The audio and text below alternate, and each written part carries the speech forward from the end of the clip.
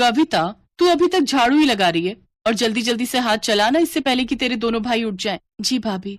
तभी कविता की छोटी भाभी रश्मि वहां आती है। कविता, ये क्या, तुम्हारा साफ सफाई का काम अभी तक खत्म नहीं हुआ?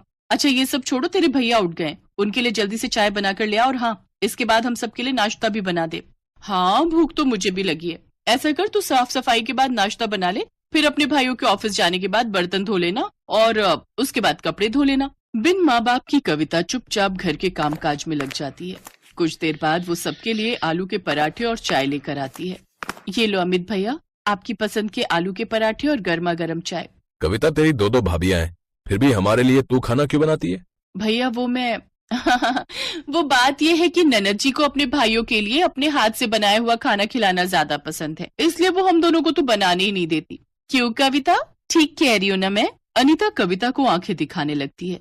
हाँ भैया, अनीता भाभी एकदम ठीक कह रही है। दोनों भाई नाश्ता करके ऑफिस चले जाते हैं। फिर दोनों भाभियां भी नाश्ता करने बैठ जाती हैं। आखिर में जैसे ही कविता नाश्ता करने बैठती है तो छोटी भाभी रश्मि उसकी कुर्सी खींच लेती है, जिससे कविता नीचे गिर जाती है। तेरी औकात नहीं है कुर्सी पर बैठ के खाने की, चल नीचे बैठकर खा। और नहीं तो क्या, तुम्हारी हैसियत इस घर में एक नौकरानी से ज्यादा कुछ भी नहीं है। और हाँ, पहले ये वाला खाना खत्म कर। लेकिन भाभी, ये तो आप लोगों का जूठा खाना है।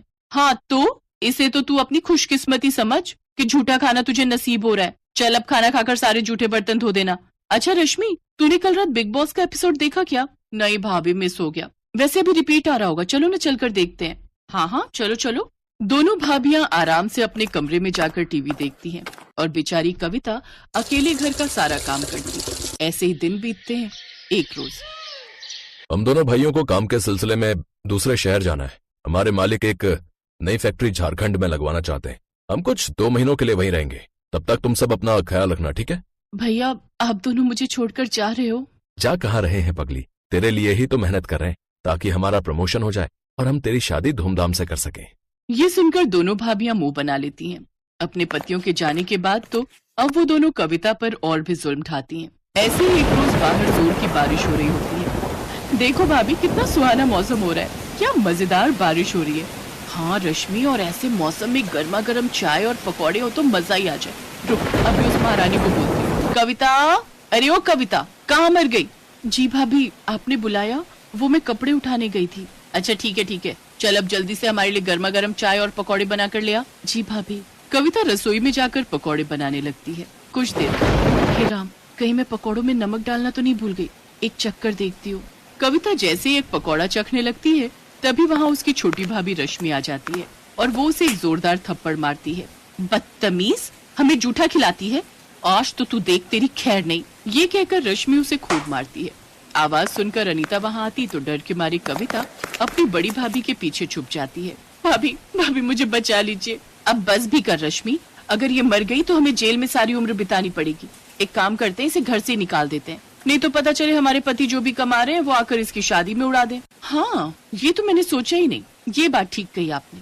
दोनों भाभियां बेचारी ननद को धक्के मारकर बाहर निकाल देती हैं। बाहर तेज बारिश हो रही थी। भाभी, भाभी मुझे घर से मत निकालो, इस बारिश में आखिर मैं कहाँ जाऊंगी? लेकिन वो उसकी एक नहीं सुनती और उसे घर से निकाल देती है। कविता बारिश में बचते हुए एक पेड़ के नीचे खड़ी हो जाती है और सारी रात उसी पेड़ के नीचे बैठकर रोती रहती है। ऐसे ही अगली सुबह हो जाती है। कविता को भूख लगने लग जाती है। बहुत भूख लगी है, ये सोचकर कविता कुछ खाने के लिए ढूंढते हुए सड़क की ओर आती है।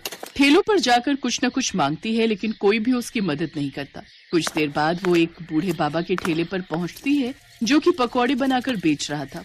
वो उसके सामने रोते हुए कहती है, बाबा, बाबा मैं कल से भूखी हूँ, मुझे बहुत भूख लगी है, मुझे ये थोड़े से पकौड़े दे दो, लेकिन मेरे पास पैसे नहीं है। उस बूढ़े व्यक्ति को कविता पर तरस आ जाता है और वो कुछ प्याज के पकौड़े चटनी के साथ उसे खाने को दे देता है।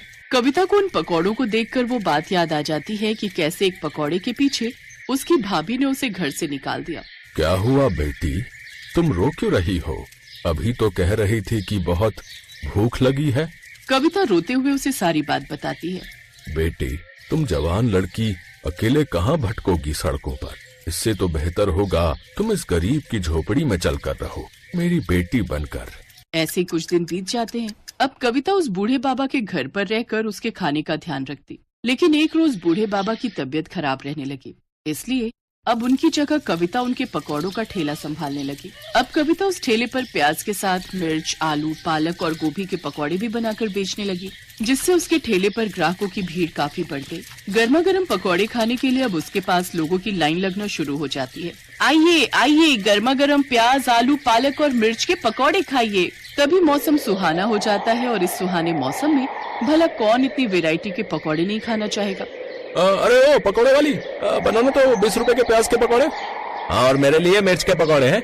इस तरह उसके पास ग्राहकों की भीड़ लगना शुरू हो जाती है और जो भी उसके पकौड़े एक बार खाता वो बार बार जरूर खाता। भगवान की दया से मेरे बनाए हुए पकौड़े सब ग्राहकों को बहुत पसंद आ रहे हैं। अगर मेरा ये काम ऐसे ही चलता रहा तो बहुत जल्द मैं एक नया पक्का घर बनवा लूंगी। ये सब सोचकर कविता बहुत खुश थी। अगले दिन वो फिर अपना ठेला वहाँ लगाती है, लेकिन एक रोज तेज तूफान के आने के कारण उसके ठेले की छत उड़ जाती है और बारिश के कारण उसके सारे पकौड़े उसमें खराब हो जाते हैं। सब खत्म हो गया। इस बारिश ने सब खराब कर दिया।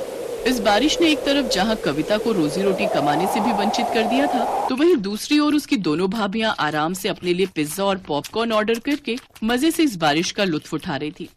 वाह वाह, क्या स्वाद है इस पिज्जा का, और इस पॉपकॉर्न के तो क्या ही कहने। उधर रोती हुई कविता अपनी झोपड़ी में आती है, जहाँ सारी झोपड़ी में पानी आ गया होता है। अब पूरे घर में तो बारिश का पानी भर गया है। बाबा, मैं अभी ये सारा पानी उठाकर बाहर फेंक देती हूँ। कविता अपनी बदकिस्मती पर रोते हुए उस पानी को उठाकर बाहर की ओर फेंकने लगती है। कुछ देर बाद वो उस बूढ़े बाबा की ओर देखती है। नहीं, मैं इतनी जल्दी हार नहीं मान सकती। बारिश में तो लोग पकौड़ों के दीवाने होते हैं। ये बरसात का मौसम तो सबसे अच्छा मौसम है कमाई करने का, लेकिन मैं इसके पकौड़ों के साथ चाय बनाकर भी बेचूं तो मेरे पास कुछ पैसे रखे हैं, उससे फिर से शुरू करती हूँ। कविता ने हिम्मत नहीं हारी और उसने अपने ठेले की मरम्मत करवाई और एक बड़े से तिरपाल के नीचे चाय पकौड़े बेचने लगी।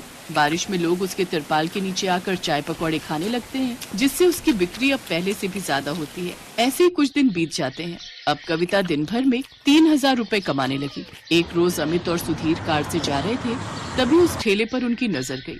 अरे, ये तो अपनी बहन कविता है, लेकिन ये यहाँ फुटपाथ पर ये चाय पकौड़े क्यों बेच रही है? वो दोनों कविता के पास जाते हैं। अपने भाइयों को देख कविता फूट फूट कर रोती है। भैया, आप मुझे छोड़कर क्यों चले गए थे? देखो आपके बिना मेरी हालत कैसी हो गई है। लेकिन बहन, तुम्हारी ये हालत कैसे हुई? इसके बाद कविता सारी बात अपने दोनों भाइयों को बताती है। अमित और धीरज गुस्से में घर आते हैं। अनीता, अनीता, कहाँ हो तुम? लौट आए आप लोग? आप रुको, मैं अभी पानी लाती हूँ। लेकिन तुम क्यों लाओगी? वो कविता कहाँ है? उससे कहो। अब हम आपको क्या ही बताएं, उसने तो हमारी नाक ही कटवा दी। वो तो किसी लड़के के साथ भाग गई है। ये सुनते ही अमित ने अनीता को जोरदार थप्पड़ मारा। शर्म नहीं आती झूठ बोलते हुए? हैं? दो भाइयों के होते हुए भी आज हमारी बहन को न जाने कैसे कैसे अपना पेट पालना पड़ रहा है, हैं? और सुन लो, तुम दोनों के लिए अब हमारे घर में कोई जगह नहीं है। निकल जाओ यहाँ से। उन दोनों भाभियों को अपनी गलती का एहसास हो जाता है और वो अपनी ननद से माफी मांगते हैं। इसके बाद कविता अपनी दोनों भाभियों को माफ कर देती है, जिसके बाद वो उस बूढ़े काका को भी अपने घर ले आती है। अब वो अपने पकौड़े के बिजनेस को और भी आगे बढ़ाती है। एक बड़ा सा रेस्टोरेंट खोलकर उसमें पकौड़े बेचकर खूब कमाई करती है।